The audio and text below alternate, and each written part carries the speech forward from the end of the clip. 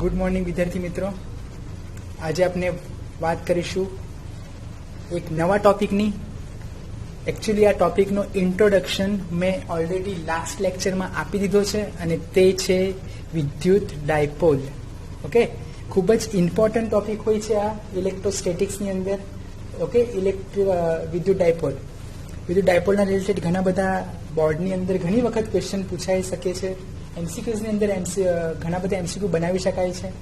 Okay, તો તેના major theory પર, કારણ કે એ તો ફક્ત ઇન્ટ્રોડક્શન હતો, તો હવે એની મેઇન થિયરી જે છે, ઓકે, તેના પર ફોકસ કરીએ. તો ચલો સ્ટાર્ટ કરીએ. તો ટોપિકનું નામ છે વિદ્યુત ડાયપોલ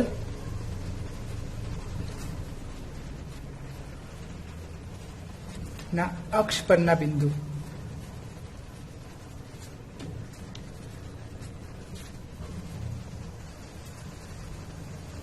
આગળ ઉદ્ભવતું વિદ્યુત ક્ષેત્ર.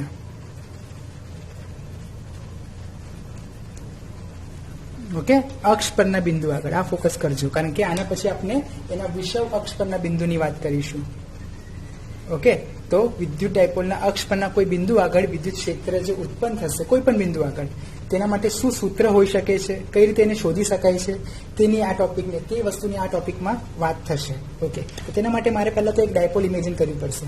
ઓકે, તો હું એક ડાયપોલ ઇમેજિન કરું છું. હવે ડાયપોલ ઇમેજિન કરવી એટલે એની અંદર શું ધ્યાન રાખવાનું હોય, તો બે વિદ્યુતભારો લેવાના છે અને બંને વિદ્યુતભારોનું મૂલ્ય સમાન હોવું જોઈએ અને પરસ્પર વિજાતીય હોવા જોઈએ. ઓકે, તો એવું જ એક હું ડાયપોલ અહીં ઇમેજિન કરું છું. ધારો કે આ છે પોઝિટિવ ક્યુ અને આ છે નેગેટિવ ક્યુ.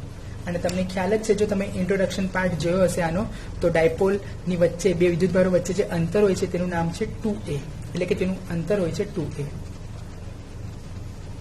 ઓકે, હવે આ જે ડાયપોલ જે છે, જો અહીં કશે કોઈ લાઈન કે કોઈક તાર જોડેલી હોતી નથી. આ બે વિદ્યુત ભારોના તંત્રને જ ડાયપોલ કહેવામાં આવે છે. પણ આપણે અહીં આ લાઈન જોડીએ છીએ કારણ કે મારે તમને અક્ષ સમજાવવાની છે. તો હું અહીં એક લાઈન ડ્રો કરું છું. ઓકે, અને આ જે લાઈનમાંથી જે આખી અક્ષ પસાર થશે તે અક્ષને જ કહેવાશે ડાયપોલની અક્ષ. ખ્યાલ આવ્યો? આ છે ડાયપોલ અક્ષ. આ અક્ષને ધારો કે હું ઝેડ અક્ષ ગણીને ચાલુ. તમે એક્સ પણ લઈ શકો છો, તમે વાય પણ લઈ શકો છો. ઓકે, ધારો કે આ અક્ષ જે છે તે ઝેડ અક્ષ છે, આ સીધી જે જઈ રહી છે તે. હવે તમારે શું કરવાનું છે, આ અક્ષ પરના કોઈ બિંદુ પર વિદ્યુત ક્ષેત્ર શોધવાનું છે આ ડાયપોલના કારણે. તો અક્ષ પરનું કોઈ એક બિંદુ ઇમેજિન કરીએ. તો ધારો કે હું અહીં એક બિંદુ ઇમેજિન કરું છું. ઓકે, આ બિંદુ પર મારે વિદ્યુત ક્ષેત્ર શોધવું છે. આ બિંદુ પર આ બંને વિદ્યુત ભારોના કારણે કાં તો આ ડાયપોલના કારણે. તો સિમ્પલી આની અંદર તમારે વધારે નવું વિચારવાની જરૂર નથી. તમને ખ્યાલ જ છે, વિદ્યુત ક્ષેત્ર માટે આપણે બે કરતા વધારે વિદ્યુત ભારો હોય કાં તો બે વિદ્યુત ભારો હોય તો તેના દ્વારા આપણે કોઈ ત્રીજા બિંદુ પર વિદ્યુત ક્ષેત્ર શોધવા માટે સંપાદનનો સિદ્ધાંત અને કુલમ્બના નિયમનો ઉપયોગ કરીએ છીએ. તો તે જ અહીં કરવાનો છે. ઓકે, તો આ બિંદુ પર જે વિદ્યુત ક્ષેત્ર લાગશે, તો અહીં બે વિદ્યુત ભારો છે, એક છે પ્લસ ક્યુ અને એક છે માઇનસ ક્યુ. ઓકે, આ છે મિડ પોઈન્ટ, બરાબર, મધ્ય બિંદુ. ખ્યાલ આવે છે ને? આ મધ્ય બિંદુ છે. ઓકે, તો પ્લસ ક્યુ વિદ્યુત ભારના કારણે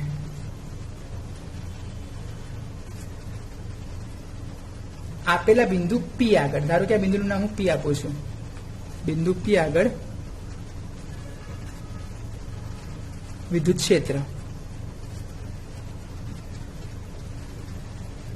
જેનું નામ આપીશું ઈ પ્લસ, કારણ કે પ્લસ છે એટલા માટે ઈ પ્લસ. તમે E1 પણ નામ આપી શકો છો ડિપેન્ડિંગ ઓન યુ.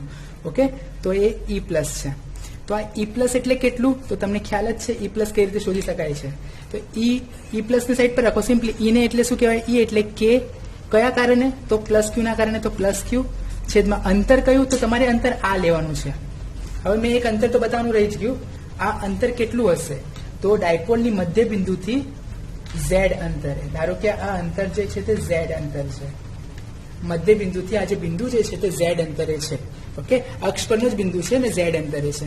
તો મારે હવે અંતર કેવું લેવાનું છે, મારે આ ઝેડ અંતર લેવાનું. અહીં આ વિદ્યુતભારના કારણે, આ પ્લસ ક્યુ વિદ્યુતભારના કારણે બિંદુ પી પર જે વિદ્યુત ક્ષેત્ર શોધી રહ્યા છે તેના માટે શું અંતર મારે આ ઝેડ લેવો જોઈએ, તો ના, આપને ખબર છે કે વિદ્યુત ભારથી એ બિંદુનું અંતર લેવાનું હોય છે. તો મારે અંતર આની જરૂર છે, આ અંતરની જરૂર છે.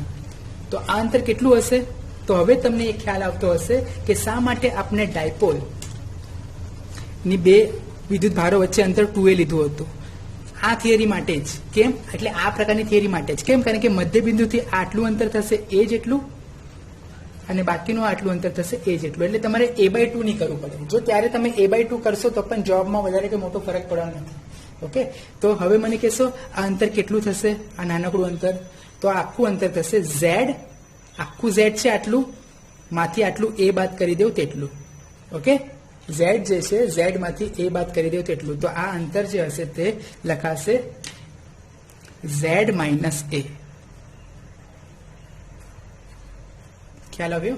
તો આ છે E પ્લસ. બરાબર. તે જ રીતે માઇનસ q વિદ્યુતભારના કારણે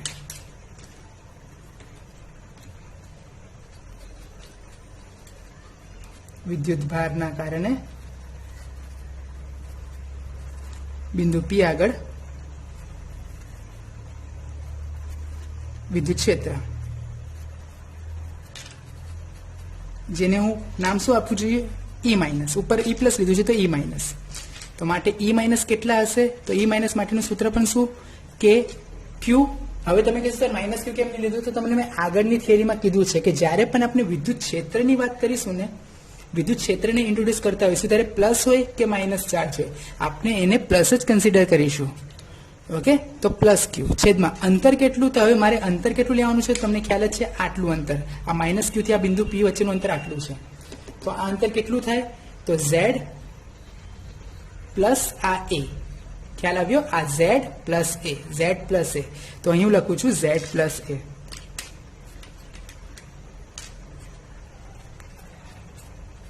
ઓકે, તો મેં અહીં જે વિદ્યુત ક્ષેત્રો લખ્યા છે તમને ખ્યાલ આવી ગયો. પ્લસ ક્યુ ના કારણે E પ્લસ વિદ્યુત ક્ષેત્ર અને માઇનસ ક્યુ ના કારણે E માઇનસ વિદ્યુત ક્ષેત્ર. ફક્ત અંતરમાં ફરક છે, ઉપરનો ટર્મ સેમ ટુ સેમ જ છે. ઓકે, ક્યુ છે.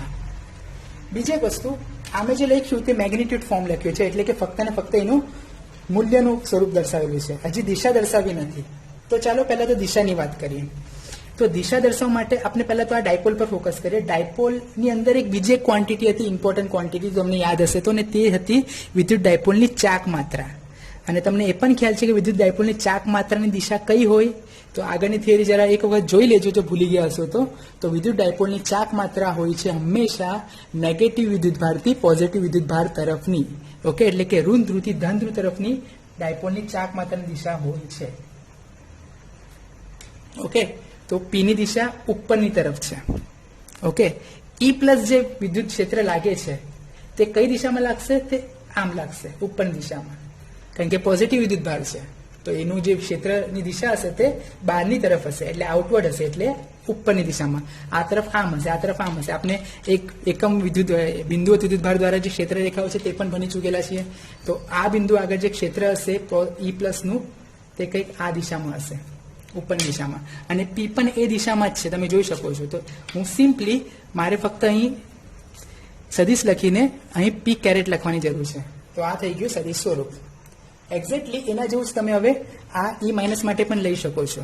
તો E માઇનસ માટે એટલે કે માઇનસ વિદ્યુતભારના કારણે આ બિંદુ P આગળ જે ક્ષેત્ર લાગશે, તો ફરી એકવાર યાદ રાખો અહીં માઇનસ ક્યુ છે, તો માઇનસ ક્યુની ક્ષેત્ર રેખા એની તરફ હોય, વિદ્યુતભાર તરફ હોય, એટલે કે નીચેની તરફ હશે. ઓકે, આ તરફ હશે. હવે તમે જુઓ P અને E માઇનસ આ બંને દિશા પરસ્પર વિરુદ્ધ છે, એટલે અહીંયા P કેરેટ તો લખીશ પણ માઇનસ P કેરેટ લખવું પડશે, અને આ માઇનસ ને હું આગળ લખું છું. તો આ માઇનસ કોના કારણે આવ્યું છે? P કેરેટના કારણે આવ્યું છે. ધ્યાન રાખજો, Q નો માઇનસ લખ્યો નથી અહીં.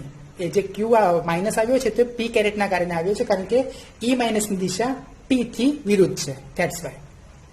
ઓકે, તો હવે આપણે બંને વિદ્યુત ભારો દ્વારા મળતું ક્ષેત્ર મળી ગયું છે. તો હવે આપણે શું કરવું જોઈએ? તો સુપરપોઝિશન પ્રિન્સિપલ એટલે કે સંપાત કરવાના સિદ્ધાંતનો ઉપયોગ કરીને આ બંને વિદ્યુત ક્ષેત્રનું ટોટલ લઈશું.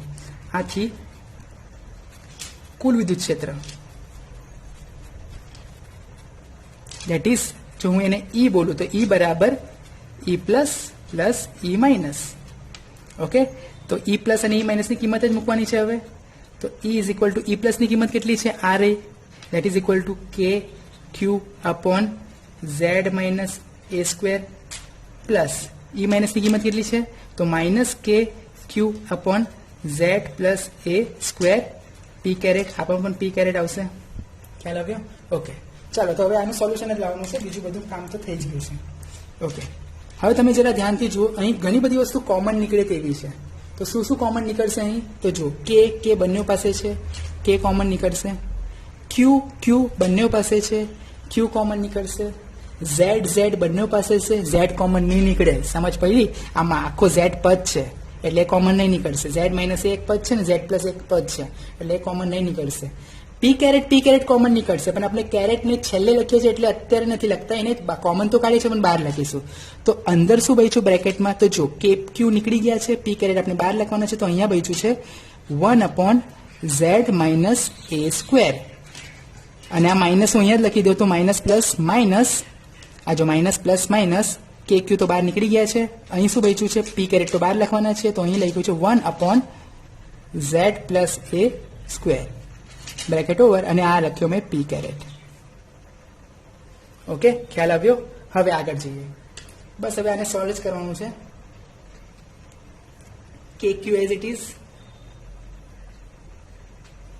શું લઈશું આપણે? અહીં સિમ્પલી લસા લઈશું. આની પાસે ઝેડ પ્લસ એ સ્ક્વેર છે, આની પાસે ઝેડ માઇનસ એ સ્ક્વેર છે, આની પાસે ઝેડ પ્લસ એ સ્ક્વેર છે. એકબીજાનો લસા જ લેવાના છે, તો મારે આને ઝેડ પ્લસ એ સ્ક્વેર સાથે ગુણવો પડશે, આને મારે ઝેડ માઇનસ એ સ્ક્વેર સાથે ગુણવો પડશે. તો આને હું ઝેડ પ્લસ એ સ્ક્વેર સાથે ગુણું છું તો છેદ અંશમાં આવશે Z plus a square minus આ અહીં ગુણાશે એટલે ઝેડ માઇનસ એ સ્ક્વેર, અને છેદમાં બંને પદો આવી જશે Z plus a square Z minus a square, અને 12 તો પી કેરેટ છે જ. બસ હવે તમારે આનું સિમ્પલી 8મા 9મા 10મા ધોરણનું જે સાદું રૂપ આપતા હતા તે તમારે અહીં સાદું રૂપ આપવાનું છે. ઓકે, તેથી સાદું રૂપ જોઈએ. શું થશે? આપણે લાસ્ટ શું મેળવ્યું? E ઇઝ ઇક્વલ ટુ કે ક્યુ કોમન હતા, બ્રેકેટની અંદર જે હતો ઝેડ પ્લસ એ અને ઝેડ માઇનસ એ જે બંનેના સ્ક્વેર હતા તેને હું ઓપન કરું છું. Z square plus 2az plus a square, આ પહેલો બ્રેકેટ મેં ઓપન કર્યો. હવે માઇનસ છે વચ્ચે અને બ્રેકેટની અંદર જ અત્યારે રાખું છું, કન્ફ્યુઝન થશે એટલા માટે. ઝેડ માઇનસ એ હોલ સ્ક્વેરનું સૂત્ર શું બનશે? Z square minus 2az plus a square થયા, બ્રેકેટ ક્લોઝ. અને નીચે જે લખેલું હતું તે છે z plus a z minus a, આખાનો સ્ક્વેર હતા, તો તે થશે z square minus a square, અને પછી જે સ્ક્વેર હતો આખાનો તે બહાર લખી દીધો છે, અને અહીં આવશે પી કેરેટ. ખ્યાલ આવ્યો? ઓકે, જરાક પાછળનું ઇક્વેશન જોઈ લો, તમને ખ્યાલ આપું ફરી એકવાર. આ સિચ્યુએશન હતી, આ બંનેનું શું થયું? ઝેડ પ્લસ એ સ્ક્વેરનું ઓપન કર્યું બ્રેકેટ, ઝેડ માઇનસ એને ઓપન કર્યો, અને તે લખેલું છે પાછળ ઝેડ પ્લસ એ ઇન્ટુ ઝેડ માઇનસ એ, અને બંને પાસે સ્ક્વેર છે, તો સ્ક્વેરને હું સાઈડ પર રાખ્યા છે. Z plus a z minus a, આ બંનેનું મર્જ કરીને z square minus a square લખેલા છે. યાદ હશે તો x plus y x minus y, એનું સૂત્ર શું બને? X square minus y square, એ જ લખેલા છે, અને ઉપર સ્ક્વેર આપી દીધો છે. તમે જોઈ શકો છો આ એનું સ્વરૂપ છે.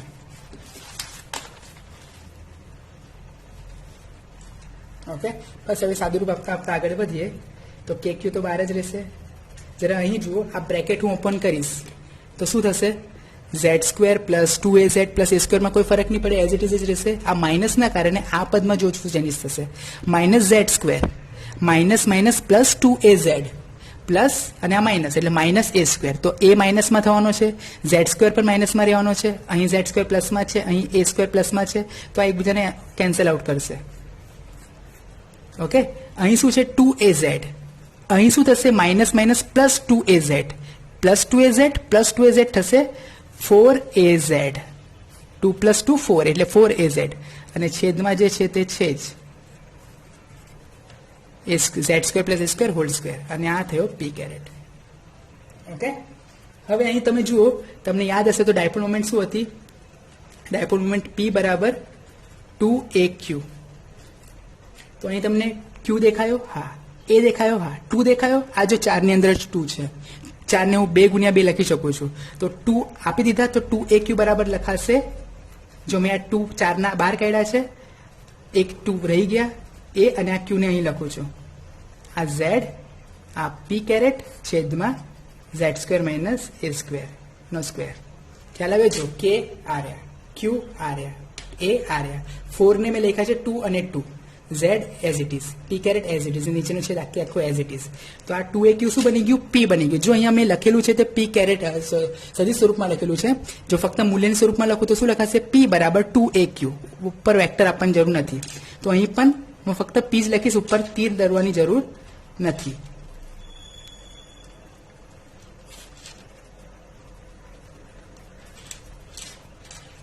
ઓકે, પી નું મૂલ્ય, પી ની દિશા.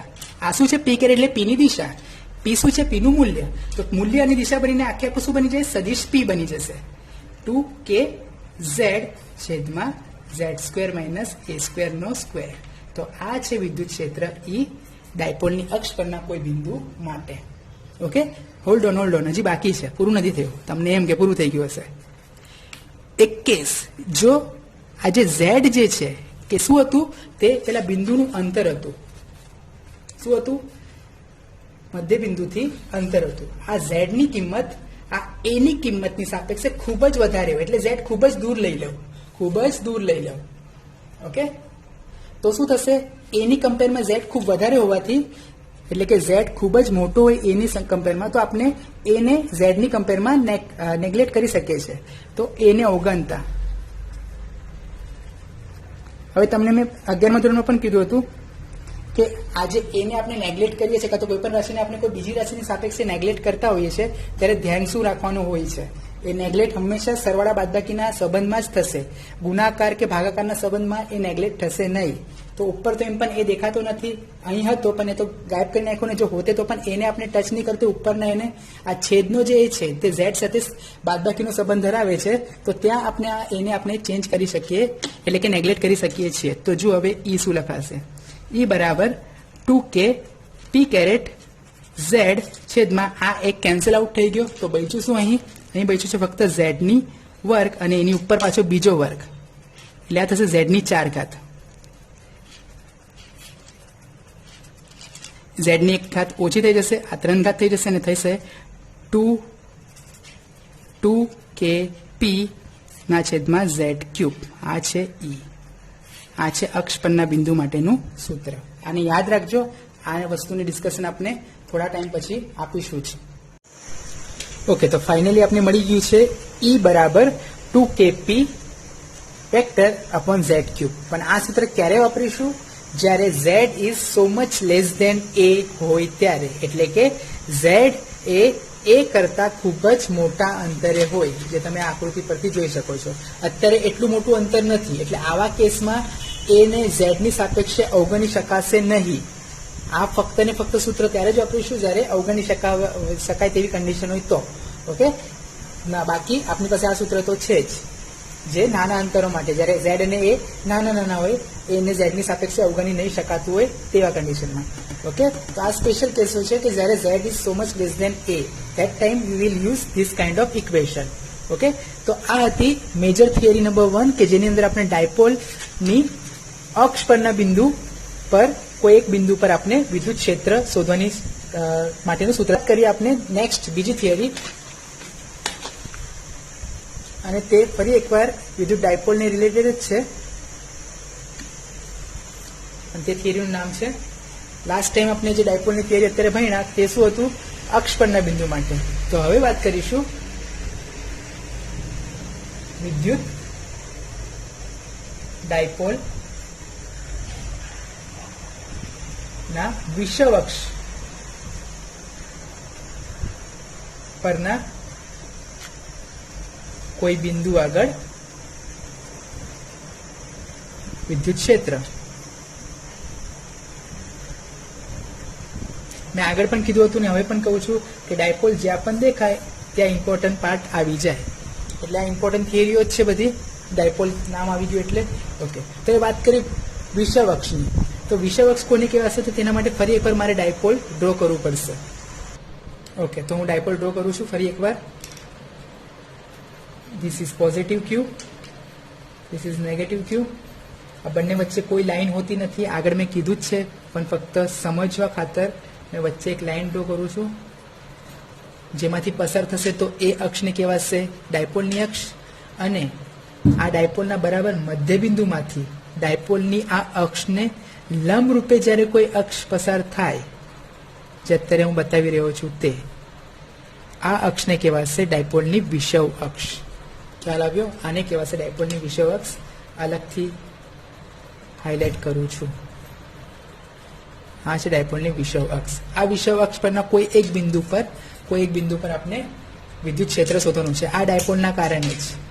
ઓકે. બીજી વસ્તુ આપણે આ પણ ખબર છે કે આ અંતર જે હોય છે તે 2a જેટલું હોય છે, અને આ બરાબર મધ્ય બિંદુ છે, તો આ અંતર થઈ જશે a, અને આ પણ અંતર થઈ જશે a.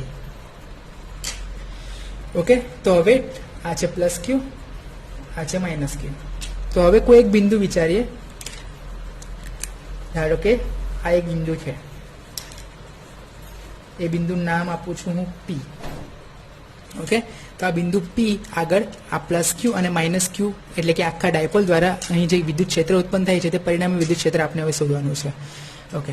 તો ફરી એકવાર વિદ્યુત ક્ષેત્ર શોધતી વખતે આપણે અંતરની જરૂર પડશે. તો અંતર આપણે તો આ લઈશું, નહીં કે આ, નહીં આ. હા, આ અંતર કેટલું હશે? તો આ અંતર લેવામાં આવશે. લાસ્ટ ટાઈમ આપણે z ધારેલું, હવે હું y ધારું છું. તો મધ્ય બિંદુથી, ડાયપોલના મધ્ય બિંદુથી બિંદુ P નું અંતર કેટલું છે? તો y છે. ઓકે. ચાલો, પણ આપણે જ્યારે વિદ્યુત ક્ષેત્ર શોધવાનું હશે ત્યારે અંતર વિદ્યુત ભારથી અંતર લેવું પડશે. તો આ અંતર હું ઇમેજિન કરાવું છું તમને, અને તે અંતરને નામ આપું છું r. આ r શું હશે તે પછી આપણે વાત કરીશું, કઈ રીતે એને ગણીશું. હા, ચાલો તો સ્ટાર્ટ કરીએ. પ્લસ ક્યુ વિદ્યુત ભારના કારણે,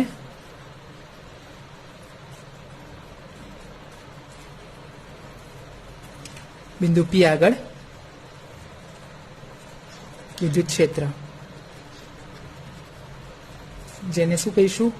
અગેન E પ્લસ બોલવું હોય તો E પ્લસ, E1 બોલું તો E1, E ડેશ બોલું તો E ડેશ. હું E પ્લસ લઈને ચાલુ છું. તો E પ્લસ જે હશે તે શું હશે? અત્યારે ફક્ત હું એનું મેગ્નિટ્યુડ ફોર્મ લખીશ, પછી દિશાની વાત કરીશું. અત્યારે E પ્લસની વાત કરું તો E પ્લસ શું હશે? Magnitude form. E પ્લસ શું હશે? E પ્લસ લખીશ K પ્લસ ક્યુના કારણે, એટલે પ્લસ ક્યુ છેદમાં અંતર કયું? તો આ r². લખાશે આવી રીતે. ખ્યાલ આવ્યો? ઓકે. હવે માઇનસ ક્યુ વિદ્યુત ભારના કારણે,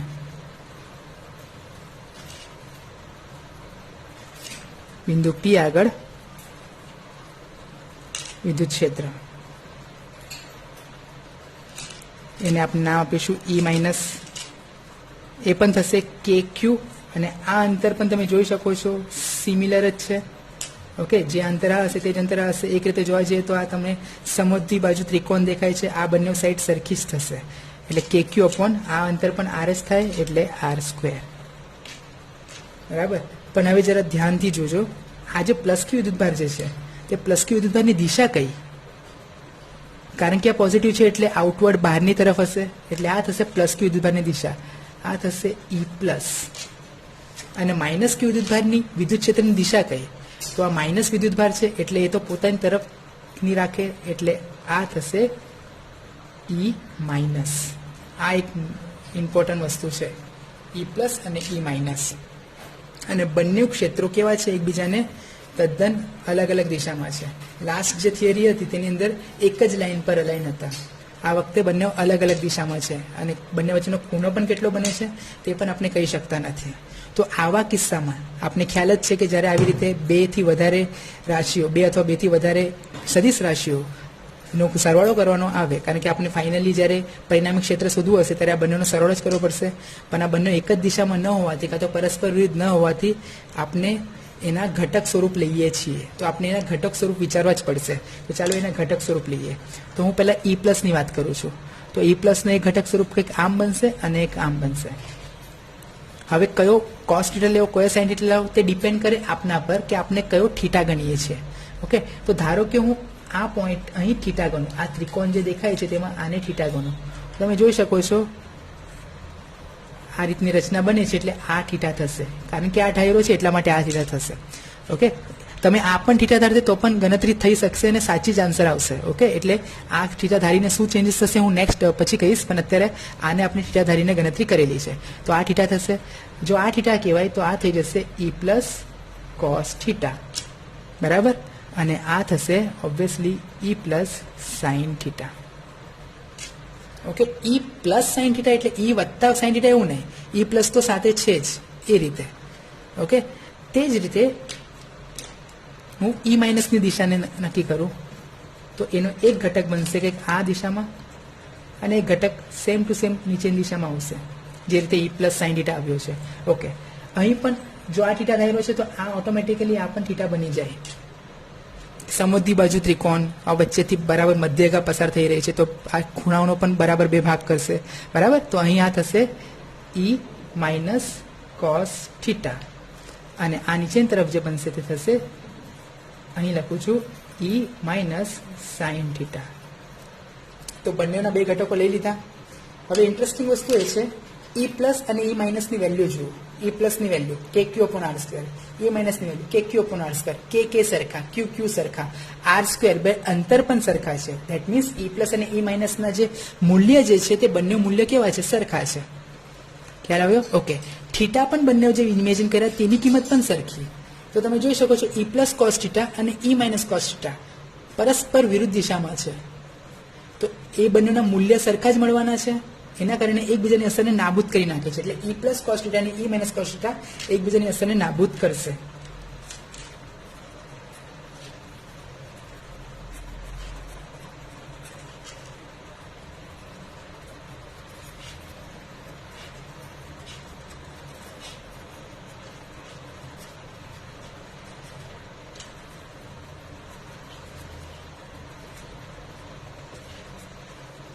અમે વિરુદ્ધ લખ્યું છે. હા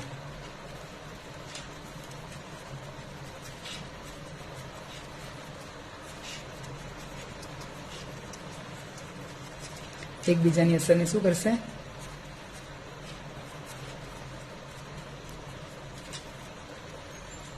નાબૂદ કરે.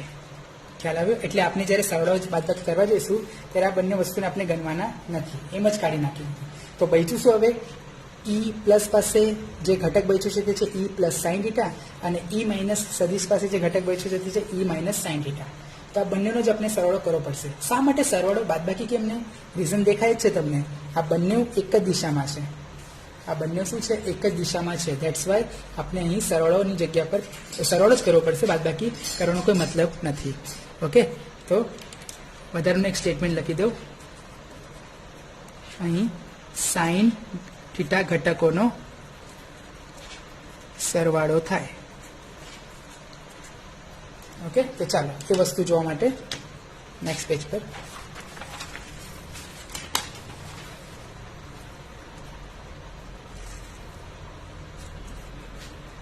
ઓકે તો હવે જે કુલ ઈ જે હશે, ટોટલ ઈ જે બન્યો છે ઈ પ્લસ થી અને ઈ માઇનસ થી. તો જુઓ હવે અહીં હું ઈ પ્લસના ઈ પ્લસ કોસ થીટા અને ઈ માઇનસ સાઇન થીટા એવા ઘટકો નથી લખતો. હું ફક્ત લખું છું ઈ પ્લસ સાઇન થીટા ઘટકો અને ઈ માઇનસ સાઇન થીટા ઘટકો. ઈ પ્લસ કોસ થીટા ઓલરેડી આપણે નેગ્લેક્ટ કરી દીધા છે એટલે એ લખવાની જરૂર નથી. તો અહીંયા લખું છું ઈ પ્લસ સાઇન થીટા. ઓકે તમે મને કહેશો ઈ પ્લસ સાઇન થીટા, કારણ કે મેં અહીંયા વેક્ટર ફોર્મ લખેલો છે એટલે મારે અહીંયા દિશા દર્શાવવી જ પડશે. તમે મને કહેશો આ ઈ પ્લસ સાઇન થીટા કઈ દિશામાં છે, તો તમે કહેશો સર નીચેની તરફ જાય છે. હવે નીચેની તરફ જાય છે એટલે મોસ્ટલી આપણે એને નેગેટિવ વાય કેરેટ લઈ લઈએ, એટલે વાય દિશા લઈ લઈએ છીએ.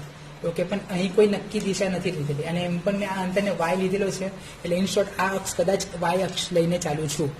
ઓકે આ જે વિષય અક્ષ જે છે તે વાય અક્ષ પર સંપર્ક છે તેવી લઈને ચાલુ છું. તો આ દિશા કઈ, તો એ દિશાને તમારે ટેન્શન લેવાની જરૂર નથી. આપણે ડાયરેક્ટલી આ બધી દિશાઓને ડાયપોલ મોમેન્ટ પર ફોકસ કરીએ. તો ડાયપોલ મોમેન્ટની દિશા તમને ખબર જ છે, ઋણથી ધન તરફની હોય છે. તો પીની દિશા કઈ, ઋણથી ધન તરફની. અને આ જે આપણે દિશા મળે છે ઈ માઇનસ સાઇન થીટા અને ઈ પ્લસ સાઇન થીટા બંનેની દિશા પીની વિરુદ્ધ દિશા છે. તો મારે અહીંયા પી કેરેટ લખવું પડે અને પી કેરેટ લખીશ તો માઇનસમાં લખીશ. ખ્યાલ આવ્યો કે માઇનસ, કારણ કે પી કેરેટ તો છે જ પણ ઋણ પી કેરેટ છે. ધેટ્સ વાય પ્લસ ઈ માઇનસની દિશા, ઈ માઇનસની વેલ્યુ કેટલી થશે, ઈ માઇનસ સાઇન થીટા અને અગેન પી કેરેટ અને એ પણ માઇનસ થશે. આ પ્લસની જગ્યા પર અહીં માઇનસ થશે. ખ્યાલ આવ્યો? ઓકે ચલો હવે કિંમત લખીએ. તો ઈ પ્લસની કિંમત અને ઈ માઇનસની કિંમત અહીં શોધી જ રાખેલી છે. ઈ પ્લસની પણ સેમ કિંમત કે ક્યુ અપોન આર સ્ક્વેર, ઈ માઇનસની પણ સેમ કિંમત કે ક્યુ અપોન આર સ્ક્વેર. તો એ બેઠી લખવાની છે. ઓકે તો માઇનસ, બંને પાસે માઇનસ છે એટલે માઇનસ કોમન કાઢીને આવી રીતે લખી શકું છું. ઈ પ્લસની કિંમત કે ક્યુ સ્મોલ ક્યુ છે upon R square sine theta પી કેરેટ. ઓકે, અને ઈ માઇનસની કિંમત પણ સેમ. જો મેં માઇનસ બહાર કાઢ્યો છે એટલે અંદર વત્તા લખાશે. K q upon R square sine theta પી કેરેટ. જો તો બંને પદ તો એક્ઝેક્ટલી સમાન જ છે તો હું 2 ટાઈમ્સ લખી શકું છું. આ પદને હું 2 ટાઈમ્સ લખી શકું છું. 2 વખત, મતલબ 2 વત્તા 2 4, 3 વત્તા 3 6, x વત્તા x 2x. એવી રીતે આ પદ વત્તા આ પદ બરાબર 2 ટાઈમ્સ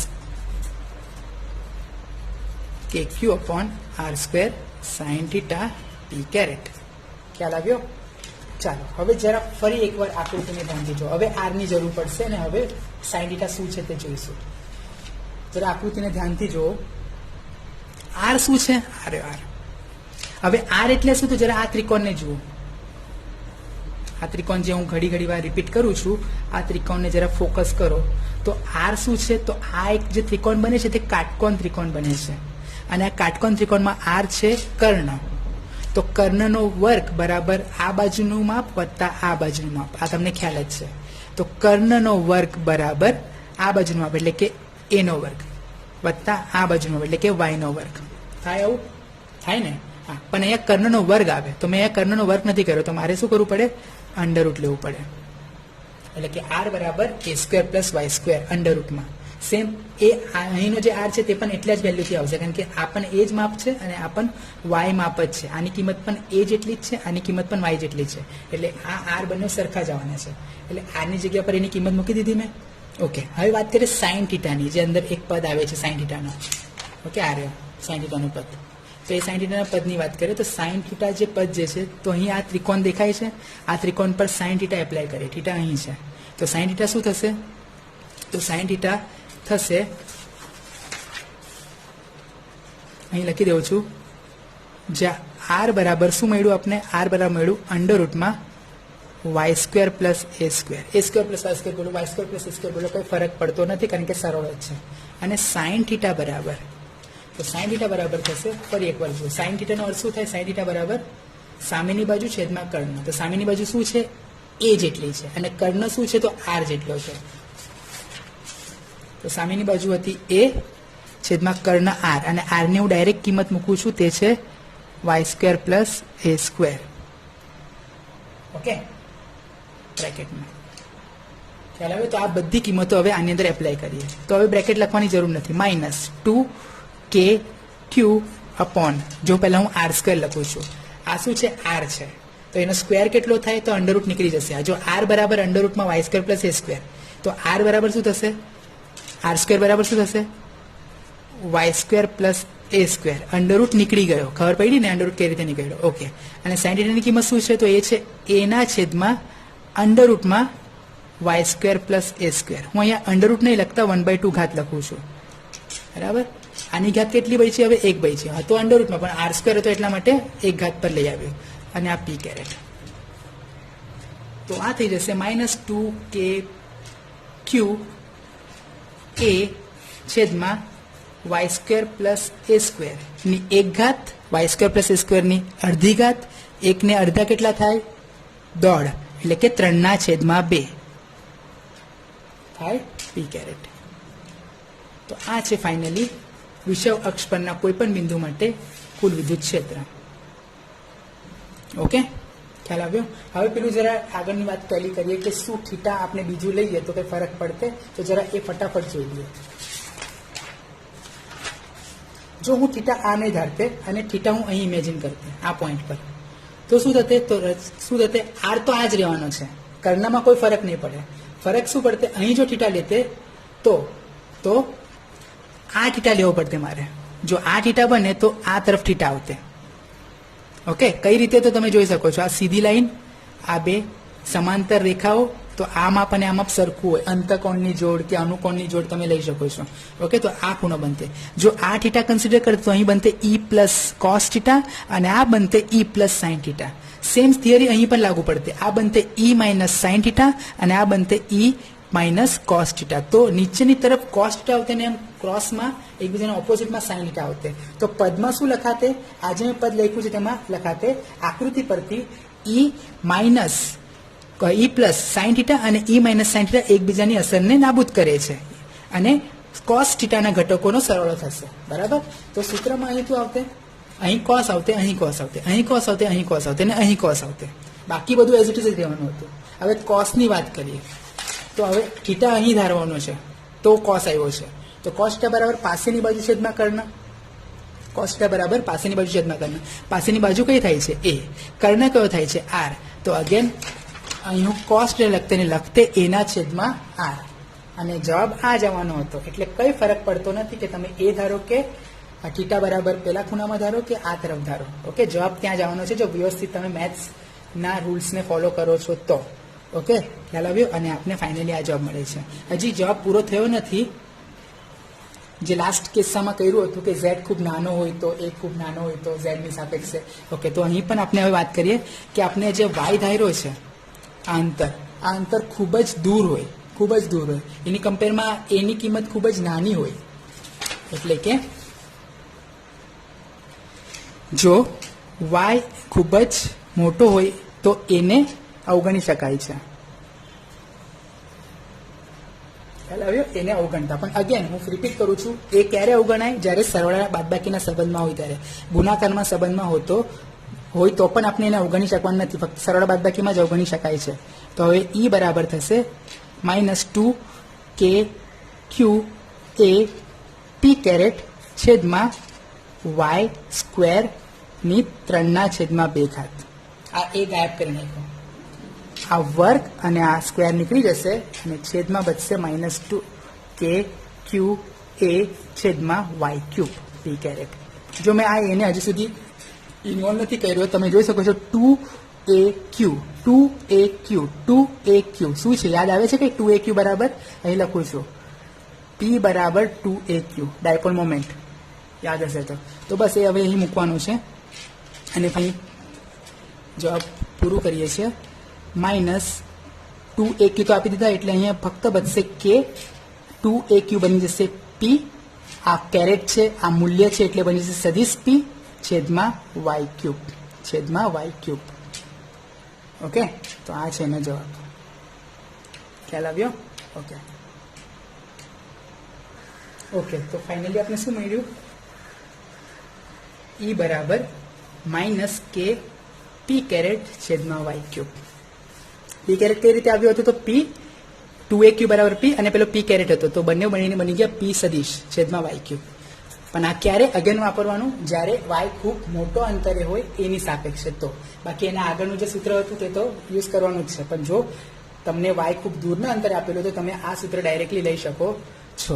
ઓકે, અને ધ એન્ડ આપીએ તો આપણે જ્યારે અક્ષ પરના બિંદુ માટેની વાત કરી હતી, અહીંયા થિયરી પૂરી થઈ છે. હવે આ બંનેઓને કમ્બાઈન કરું છું. અક્ષ પરના બિંદુ માટે તો ઈનું સૂત્ર શું મળ્યું હતું? હું ડાયરેક્ટ ફાઇનલ સૂત્ર પર જ લઈ જાઉં છું. તો એ હતું 2k p સદિશ છેદમાં ઝેડ ક્યુબ. અને વિષય અક્ષ પરના બિંદુ માટે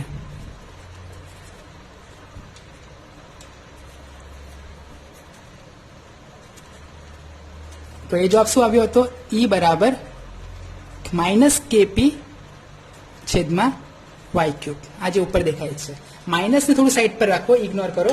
એ તો ફક્ત દિશા જ દર્શાવે છે, બીજું કંઈ નથી. અને વાય તો ફક્ત ને ફક્ત અંતર દર્શાવે છે. એટલે એ કોઈ ઝેડ છે એટલે વાય છે એવું નહીં. આ ફક્ત ને ફક્ત અંતર દર્શાવે છે. ફરક અહીં છે, અહીં 2 ટાઈમ્સ છે, અહીં 1 ટાઈમ્સ છે.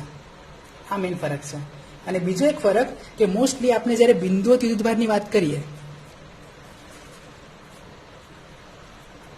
માં ઈ જે હોય છે તે ચલે છે 1/r² પ્રમાણે. એટલે કે અંતરના વર્ગના વ્યસ્ત પ્રમાણમાં વિદ્યુત ક્ષેત્ર હોય છે.